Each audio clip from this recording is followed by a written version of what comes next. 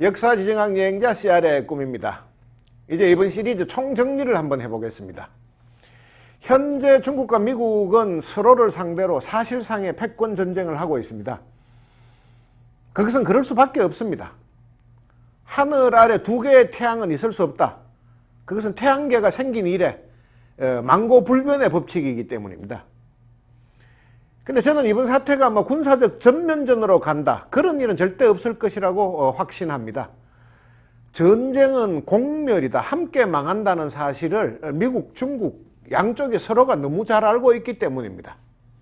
다만 이제 걱정되는 것은 양국의 군부, 그 중에서도 강경 세력, 또 혹은 군산 복합체, 무기를 팔아야 먹고 살 수 있는 사람들, 이제 그런 사람들이 충동질을 하거나 조종을 해가지고 실수 또는 우연을 가장해서 남중국 해에서 가벼운 국지전이 벌어진다. 이거는 언제라도 일어날 수 있다고 생각합니다. 당장 내일이라도.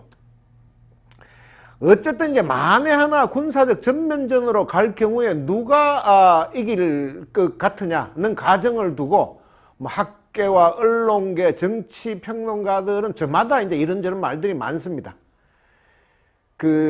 다른 이제 많은 그런 군사 분야의 전문가들은 무기라든지 군비라든지 작전 이런 걸 기초로 이제 예측을 합니다만은 저는 지정학적인 요인 그리고 체제의 문제, 이 두 가지만을 바탕으로 해서 상대적으로 누가 더 센지 이제 한번 살펴봤습니다. 지금까지.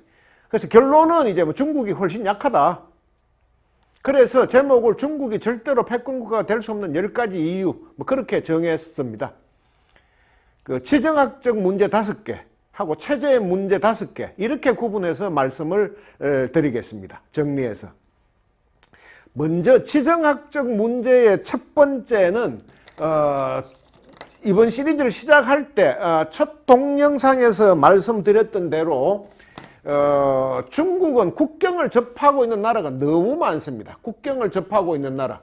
여기 이제 북한에서부터 시작해가지고 여기 베트남에 이르기까지 국경을 접하고 있는 나라가 육상에서만 14개, 바다에서 6개, 여기 남중국 해 전체에 바다에서 6개. 그래서 국경만 20개입니다. 그리고 그 대부분의 나라하고 사이가 좋지 않습니다. 인도와 베트남하고는 수시로 국경 충돌을 하고 있고, 이 이야기는 미중 전쟁이 벌어졌을 때 중국이 뒤통수를 얻어맞을 가능성이 크다는 뜻입니다. 전선이 여러 군데서 형성이 되면은 인도하고 한다든지 베트남하고 한다든지 이런 식으로 전선이 여러 군데서 형성되면 절대로 전쟁에서 이길 수 없습니다. 지정학적 문제의 두 번째 이유는 중국은 내부에도 적이 너무 많다는 것입니다. 티벳, 그 다음에 신장 위구르 자치구, 그 다음에 내몽골 자치구. 이게 이제 중국이 자치구로 지정해 놓은 곳은 거의 모두 독립을 원하고 있습니다. 중국 정부를 상대로 자체적으로 무력 행사를 하기는 어렵지만 만약 중국이 다른 나라와 전쟁을 한다.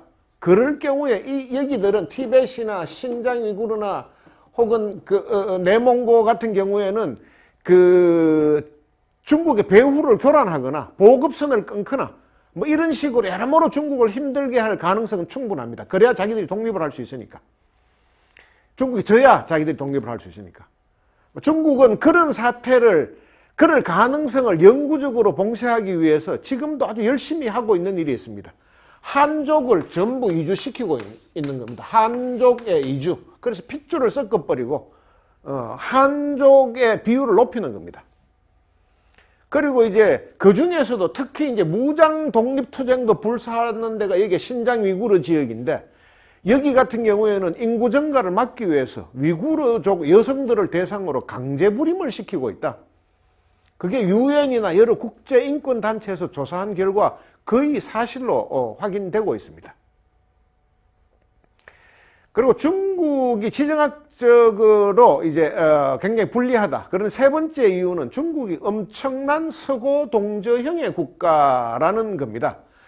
중국의 서쪽 대부분은 지구의 지붕이라고 불릴 만큼 험악한 산악지역입니다. 이 히말라야 산맥, 여기에 텐산 산맥, 여기에 쿨룬 산맥, 이쪽이 다 합쳐져 가지고 이렇게 카라코람 산맥. 그러니까는 텐산, 쿨룬, 히말라야, 카라코람 이렇게 산맥이 산이 중국 전체 면적의 33%입니다. 그리고 이 중국의 이쪽 지역은 고원 지역입니다. 이게 칭창고원, 칭창고원, 청해성하고 티벳하고 이렇게 연결되는 이 칭창고원. 그 다음에 여기는 전부 황토고원입니다. 황토고원. 황하가 이렇게 흘러서 이렇게 내려간다. 여기 위엔 전부 다 황토입니다. 그것도 국토 면적의 26%나 됩니다. 그리고 사막하고 분지도 많습니다. 이쪽에 타클라마칸 사막, 그러니까 타린 분지 안에 있는 타린 분지와 타클라마칸 사막, 여기에 고비 사막, 그 다음에 뭐 여위에 이제 중가르 분지, 중가을이라고도 하죠. 투르판 분지, 이 지구상에서 사해보만큼이나 이렇게 그게 낮다는 곳입니다. 그 다음에 서촨 분지, 여기는 서촨 분지. 그러니까 사막 혹은 분지가 또 국토 면적의 19%나 차지합니다. 그 이곳저곳을 빼고 난 다음에 이쪽에 둥베이 평원, 하베이 평원이 이제 농사 지을 수 있는 데인데, 여기에도 무슨 산맥들이 대흥알령 산맥, 그러니까 싱알린 산맥, 그 다음에 타이양 산맥 등등 이렇게 고산 줄령들이 많습니다. 이것저것 다 빼고 나면은 중국에서 농사 지을 수 있는 땅이 20%가 채 안 됩니다. 근데 그 경작지들조차 중국 전역이 지난 40년 동안 너무 오랫동안 세계의 공장 노릇을 하는 바람에 수질하고 지질이 심각하게 오염이 됐습니다. 그래서 농사 짓기가 점점 어려워지고 있고 소출도 점점점 낮아지고 있습니다. 그래서 중국은 갈수록 식량 자급률이 떨어지고 있는 겁니다. 만약에 이제 전쟁이 일어날 경우 식량 자급률은 전쟁을 계속하게 할 수 있는 결정적인 요인입니다. 그 문제에서 중국은 치명적인 약점을 안고 있죠. 미국은 식량 자급률이 100%가 훨씬 넘습니다. 어마어마한 곡물을 전 세계에 수출하고 있습니다. 그 다음에 중국이 패권 국가가 될 수 없는 지정학적 이유의 네 번째 문제는 중국의 원유 부족입니다. 중국은 땅은 이렇게 넓은데 땅이 넓은 만큼 뭐 자원도 많습니다. 히토류 같은 거는 뭐 중국에서만 구할 수 있고. 근데 전쟁과 산업의 가장 중요한 자원인 석유는 부족합니다. 수요의 70%를 수입에 의존합니다.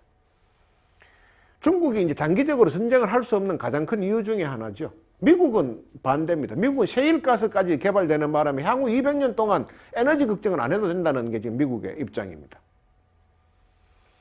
그 지정학적 이유의 마지막 문제는 중국의 수출인 물동량이 대부분 말라카 해협을 통과한다는 겁니다. 말라카 해협을, 남중국 해를 지나가지고 여기 오면은 이제 말레이 반도가 이렇게 있고 수마트라 섬이 있는데 여기 싱가포르이 있고 이 수마트라 섬, 요게 이제 말라카 해협입니다.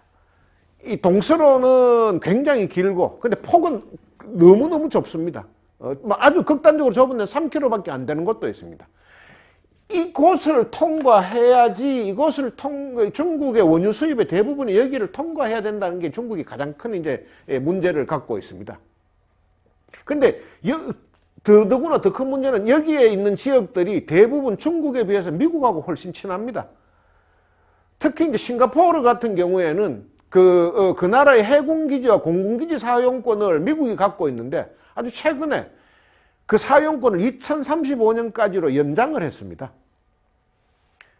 그야말로 말라카 해협의 목줄을 미국이 쥐고 있다고 해도 과언이 아닙니다. 그래서 중국은 이 말라카 해협 봉쇄 공포증을 앓고 있습니다. 하여간 이제 지금 말씀드린 그 5가지가 중국이 절대 패권국가가 될 수 없는 아주 수많은 그거 외에도 더 많은 지정학적 요인이 있습니다만 그 중에 대표적인 것 5가지라면은 지금부터 말씀드릴 문제는 이제 중국 내부의 체제적인, 그러니까 정치, 사회, 경제적인 문제도 지정학적 문제만큼 혹은 그 이상으로 많습니다. 그 문제에 대해서 이제 말씀을 드려보겠습니다. 그 체제 문제의 첫 번째는 이번 시리즈에서 여러 차례 말씀드린 대로 중국의 구조적이고 근본적인 불평등에 관한 것입니다. 인민의 15분의 1만 공산당원이 될 수 있다는 것. 그들만 잘 산다는 거, 그들하고 그들과 이렇게 인맥이 연결된 관시가 만들어진 사람들만. 그래서 부가 너무 한쪽에 편중되어 있다는 거. 도농분리호구로 인해서 쥐족, 농민공들이 점점 늘어나고 있고, 아예 호적도 없는 헤이하이츠들, 흑해자들, 장가조차 갈 수 없는 수많은 청년들, 그들은 사회 불만 세력이 될 수밖에 없습니다. 언제든지 이 마른 장작에 말하자면 불만 누가 그 화약만 던져 넣으면 폭발을 할 수밖에 없습니다.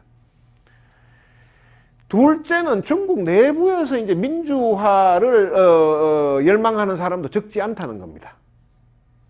과거 이제 천안문 사태가 민주화 요구의 대표적인 일이었고, 최근에 홍콩 민주화 운동도 그것의 일환이었다, 이렇게 볼 수 있습니다. 그 북아프리카 튀니지에서 일어났던 그 자스민 혁명, 그 다음에 2000년도 초반에 우크라이나에서 일어났던 오렌지 혁명, 그런 게 이제 중국에서도 얼마든지 일어날 수 있습니다. 누가 이 화약고만 불만 당겨주면.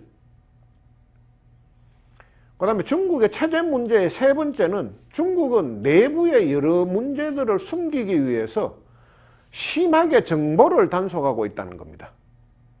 쉽게 말해 국민들에게 숨기는 게 너무 많다는 뜻입니다. 만리방화벽, 무슨 뭐 황금방패, 금순공정 등등을 통해서 중국의 불리한 정보는 모두 차단해버립니다. 그리고 정부와 체제에 불편한 이야기를 하는 사람들은 흔적도 없이 사라지는 경우가 많습니다. 이번에 뭐 그 코로나 사태 때 제일 처음에 뭐 폭로했던 의사가 이제 그런 경우였죠. 뭐 하여간 많습니다. 조금만 불편한 이야기 하면 흔적도 없이 사라져 버립니다. 반면에 이제 조금이라도 좋은 일은 또 대대적으로 홍보합니다. 아주 이른바 이제 선전선동술에 능하고 인민들을 호도하는 기술이 아주 뛰어납니다. 그리고 자기들이 해결할 수 없는 웬만한 문제들은 애국주의로 해결을 해버립니다. 국가를 사랑해야 된다. 우리 중국이 최고다. 뭐 이런 식으로. 사람들이 더 이상 말을 하지 못하도록. 중국 인민이 과거보다는 뭐 지금이 조금 더 잘 살게 됐다는 건 사실은 틀림없습니다. 근데 그것이 모두 공산당의 영도체제 덕분이라고 선전을 합니다. 사실은 인민들 본인들이 죽자고 노력해서 이제 만든 건데, 이제 공산당은 자신들이 중국을 지도하지 않으면 과거의 중국, 그러니까 왕조시대 때나 또 중일전쟁 때, 국공내전 시대처럼 극도의 혼란으로 빠져들 수 있다는 불안감을 끊임없이 조장합니다. 그런 방법으로 이제 국민들을 통제하는 겁니다. 이 체제 문제와 관련돼서 이제 또 하나 중요한 문제는, 중국 최고 지도부에서는 죽고 죽이는 싸움이 너무 많다. 그 이야기는 체제가 불안정하다는 이야기입니다. 내일 어떻게 변할지 모른다는 이야기입니다. 이게 투자하는 사람들도 내일 어떻게 변할지 모르는 데는 사실 투자하기가 어렵습니다. 근데 어제까지 최고 권력층이었는데 며칠 후에는 베이징 근교의 범털들만 수용한다는 친청교도소로 끌려가 있는 경우가 사실 허다합니다. 우리가 알고 있는 것보다 훨씬 더 많이. 중국의 권력 상층부는 법이 지배하는 곳이 아니고 힘이 지배하는 곳입니다. 힘의 우위를 점하기 위해서 끊임없이 싸우는데, 법과 선거 등으로 싸우는 게 아니고 숨겨진 싸움, 즉 암투가 난무합니다. 암투. 등 뒤에서 찌르기. 보시라이와 저우융캉의 쿠데타 음모가 대표적이었는데, 하여간 그 최근에 소문이 나고 있는 시진핑의 오른팔이었던 왕치산, 이제 왕치산이 실각했다. 그 다음 실각하려고 한다. 그 다음에 또 시진핑 자신을 그 1인자 자리에 올려줬던 그 정칭훈하고 시진핑이 근곤일척의 승부를 벌이고 있다. 뭐 이런 이야기도 지금 많이 나돌고 있습니다. 하여간 1년에도 몇 번씩 온갖 썰들이 난무합니다. 법에 의한 체제의 안정이 없으면 사실은 국가의 장기적인 미래를 기약하기 어렵습니다. 그리고 이제 체제와 관련돼서 정치, 사회, 경제의 불안 요인의 마지막 문제. 이 문제는 미국이 중국에 대해서 행사할 수 있는 가장 강력한 무기하고도 바로 직결되어 있는 문제입니다. 그것은 미국이 지금 현재 북한에 대해서 하고 있는 것과 같은 중국에 대한 경제 제재 조치를 발효시키는 겁니다. 쉽게 말해서 이제 중국을 적성국으로 지정하고 싸우는, 우리가 싸우고 있는 나라다. 그 미국에 있는, 그리고 나아가서 서방, 스위스 등 이제 서방 여러 나라에 있는 중국의 자산을 동결하고 중국 국적을 가진 사람들을 미국 입국을 막는 겁니다. 가능하냐? 가능합니다. 적성국 인사의 미국 입국 금지하고 재산 동결은 법적으로 얼마든지 가능한 조치입니다. 근데 이제 만약에 실제로 미국이 그런 조치를 취한다. 그러면 중국은 내전 상태로 돌입할 가능성도 있습니다. 그 중국 공산당 고위 간부들이 몇 대에 걸쳐서 그렇게 악착같이, 장쩌민 같은 경우에는 뭐 자식, 손자들까지 합쳐가지고 3대에 걸쳐서 1조 달러를 바깥으로 빼놓고 있다. 무슨 말만 하면 누구든지 하여간 기본적으로 뭐 1조 원 정도는 최고 고위 간부들은 깔고 간다. 이게 중국 고위층의 현실인데, 만약에 이제 미국이 말하자면 그런 경제 제재 조치를 가하면은 중국 공산당 간부들이 몇 대에 걸쳐서 만들어 놓은 그 악착같이 말하자면 모아놓은 돈들이 휴지 조각이 될 수도 있기 때문입니다. 그 중국의 최고 권력은 태자당, 공청단, 상하이방 세 곳 가운데 한 군데서 나온다. 뭐 이렇게 이제 알려져 있고 지난번 강의 때도 여러 차례 그렇게 말씀드린 바 있습니다. 근데 실제로 중국을 아주 잘 아는 사람들은 사실 중국의 권력이 나오는 곳은 친미당, 미국을 좋아하는 사람 당 한 곳밖에 없다. 이렇게들 말합니다. 그 태자당, 뭐 공청단, 상하이방 세 곳 모두가 자신들의 진짜 알짜 자산은 전부 다 미국, 아니면 스위스 가장 많고 그 밖에는 호주, 캐나다, 영국 등등 서방 국가에 다 갖다 놓고 있습니다. 또 돈뿐만 아니고 자기 자식들도 서방에 주로 보내놓고 있고, 또 소위 얼라이 그러죠. 얼라이, 젊은 둘째 부인을 이야기하는 겁니다. 둘째 부인. 중국에서는 둘째 마누라 없으면은 이 말하자면 전제 출세한 사람이 아닙니다. 높은 사람이 아닙니다. 조금 더 높으면은 샤오샨이라 그래가지고 셋째 애기첩도 두고 있습니다. 그 샤오샨 얼라이들이 다 미국에 와 있습니다. 가장 사랑하는 사람하고 그 사랑하는 사람보다 훨씬 더 사랑하는 돈하고 재산, 그게 미국에 있기 때문에 친미파일 수밖에 없는 겁니다. 오죽했으면은 중국 공산당 고급 지도자들은 반미는 쇼고 겉으로 말하는 거고 친미는 현실이다. 이렇게 이야기들을 합니다. 골프 좋아하는 분들 흔히 그런 말 하죠. 드라이브는 쇼고 헌금은 퍼팅은 현금이다. 지금 중국에 그게 그렇습니다. 지금 반미는 직업이고 친미는 현실이다. 반미는 쇼라는 겁니다. 어쨌든 이제 미국에 있는 그 중국 사람들의 자산을 동결시키고 중국 고위 간부들의 자산을 동결시키고 출입도 못하게 만들면은 그 사람들, 그 공산당 최고위 간부들이 그 상황을 순순히 받아들이고 가만히 있을까요? 절대 그렇지 않을 겁니다. 그래서 중국의 미래를 결정짓는 사람들, 그러니까 베이다이어 회의에 참석할 수 있는 사람들, 중국 최고의 원로들은 최근 벌어지고 있는 그 미중 패권 전쟁 상황에서 시진핑에게 대미 관계의 개선을 강하게 압박합니다. 필사적으로 압박한다는 말까지 나옵니다. 그 보시라이하고 저우융캉이 꾸몄던 그 쿠데타는 전혀 예기치 않았던 그 왕리진이라는 나비의 날갯짓 때문에 찻잔 속의 태풍으로 끝나고 말았습니다. 해보기도 전에 들켜버렸다는 이야기입니다.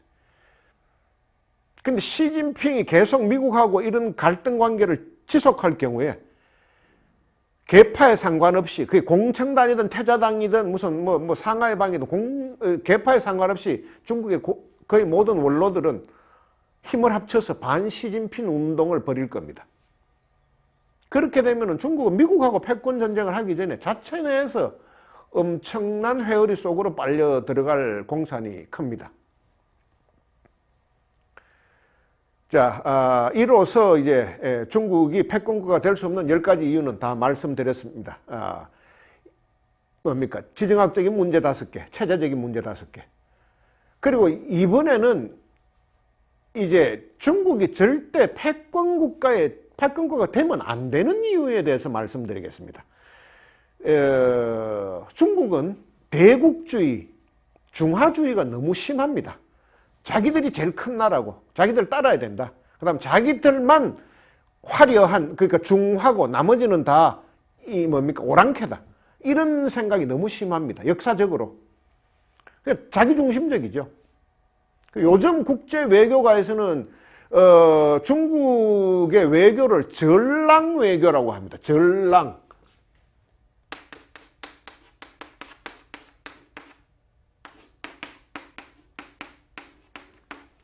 싸움 전자, 일이랑자입니다. 늑대랑자. 싸우는 늑대. 이 늑대 전사. 아무렇게나 어느 나라하고만 관계없이 자꾸 싸웁니다. 동북공정 그러면서 이쪽도 다 자기 땅이다. 서북공정 그러면서 이쪽도 다 자기 땅이다. 구단선 그러면서 바다에 9개 선을 그어놓고 남중국해 전부 다 자기 거다. 뭐 이런 식으로 그냥 대국주의하고 팽창 전략이 너무 심합니다. 중국이. 그러니까 아직 패권 국가가 되지도 않았는데 이 정도로 갑질을 하는데, 만약 진짜 패권 국가가 되면 어떻게 되겠습니까? 베이징 올림픽 성화 봉송할 때 서울의 한복판에서 중국 사람들이 엄청난 난동을 저질렀습니다. 패악질을 했습니다. 한마디로. 그런 아나무인의 행동이 이제 전 세계에서 일상화될 가능성이 농후합니다. 중국이 정말 패권국가가 되면은. 누가 감히 우리 중국인을 건드려?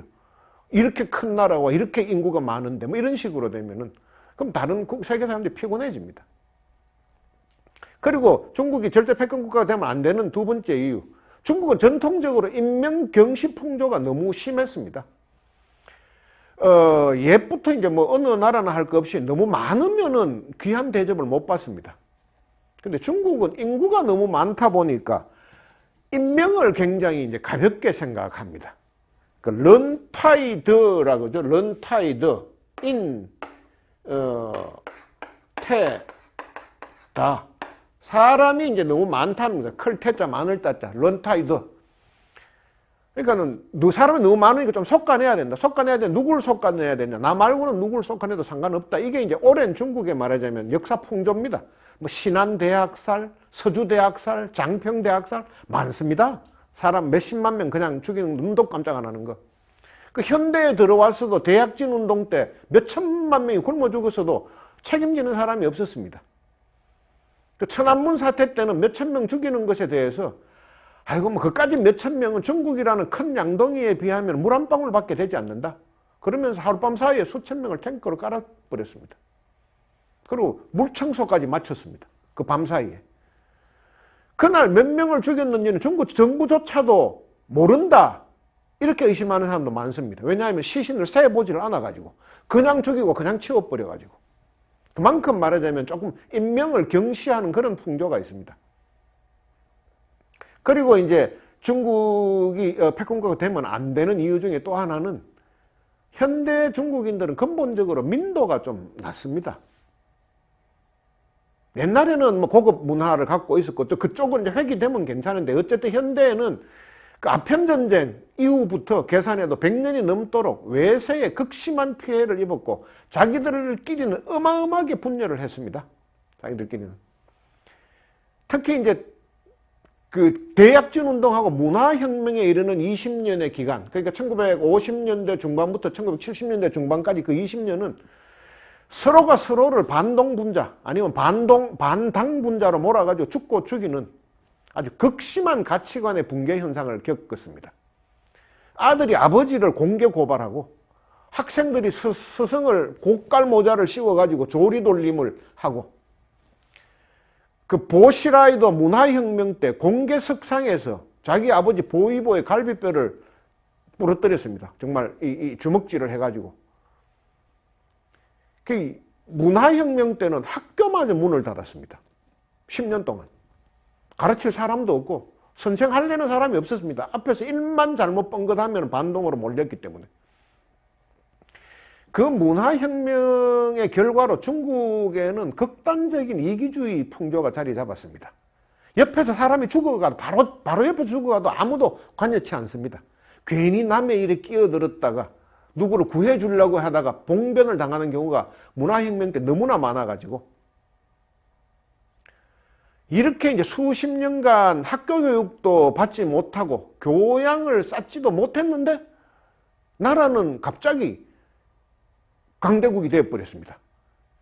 개혁, 개방 이후에 갑자기 세계 공장을 하면서 막 이렇게 국가의 부는 쌓여지기 시작했습니다. 이러니까 이제 일방통행식의 대국주의가 더 자리 잡기 쉬운 상황이 되어버렸습니다. 그 루신이 만들어냈던 그 유명한 캐릭터, 아큐 정전의 그 아큐, 정신승리를 일삼는 사람, 뭐든지 자기 쪽으로 좋게 해석하는 사람. 이런 사람들이 이제 지금 전 세계로 말하자면 여행을 다니면서 별별 황당한 일을 얼마나 많이 연출을 했습니까? 공공장소에서 막 대소변을 봐버리는 거. 내가 급한데 어떡할 거냐.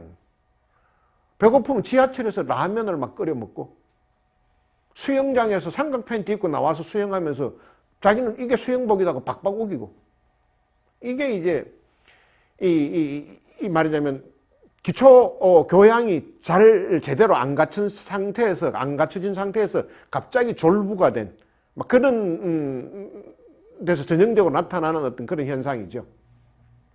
어쨌든 저는 그 덩샤오핑이 이야기했던 대로 그 문화혁명이라는 그 지독한 상태를 중국이 경험했다 그러면은 그것이 끝나고 좀 한 100년 정도는 도광량에 그러니까 숨어서 좀 내실을 기르고 교양도 쌓고 이런 다음에 이제 이 많은 인민들이 건강한 중산층이 형성이 되고 난 다음에 패권국가에 도전한다. 그건 나 충분히 받아들일 수 있다고 생각합니다. 근데 지금의 단계에서는 이거는 아니라고 생각을 합니다. 그런데 그러면 이런 패권 전쟁에서 중국하고 미국이 붙으면 반드시 미국이 이기느냐? 그렇지는 않습니다.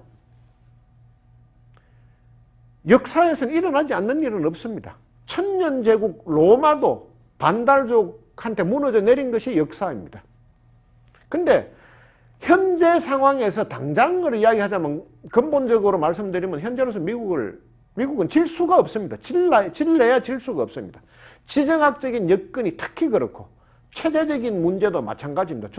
미국은 갑자기 뒤집어질 만한 일은 참 현재까지는 일어날 가능성이 별로 없습니다. 그러나 미국에게도 큰 적이 있습니다. 미국 그 자체입니다. 미국의 적은 미국뿐입니다. 그러니까 쇠는 외부 충격에 의해서 못 쓰게 되는 것이 아니고 스스로에서 생겨난 녹으로 망가집니다. 근데 요즘에 미국은 마구 녹이 생기고 있습니다. 한마디로 위태위태한 상황입니다. 말기적 정상이 여기저기서 나타나고 있습니다. 노예제 등의 문제로 남북 전쟁이 벌어졌던 때만큼이나 국론이 심하게 분열되고 있습니다. 텍사스의 독립을 뜻하는 텍시트 혹은 캘리포니아가 따로 나가서 살림을 차리겠다 하는 칼렉시트 이런 단어들이 자꾸 거론되고 있습니다. 이런 상황에서 코로나 사태 같은 것이 한 번만 더 오면은 정말 미국이 어떻게 될지는 장담할 수 없습니다. 그리고 도덕적으로 미국이 결코 중국보다 우위에 있다고는 말하기 어렵습니다. 중남미에서 했던 많은 어떤 일들, 그 다음에 군산 복합체들이 다른 나라들한테 전쟁을 시켜가지고 말하자면 어마어마한 돈을 벌였던 그 과거 등등.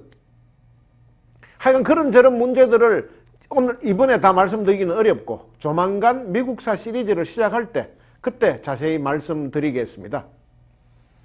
하여간 중국이 패권국가가 될 수 없는 10가지 이유 상당히 긴 강의였는데 끝까지 계속해서 함께 해주신 구독자 여러분께 진심으로 감사드리고 특별히 댓글을 달아주신 분들께서는 그 성의에 다시 한번 더 고마움을 표시하겠습니다. 빠른 시간 내에 다른 주제로 또 찾아뵙겠습니다. 감사합니다.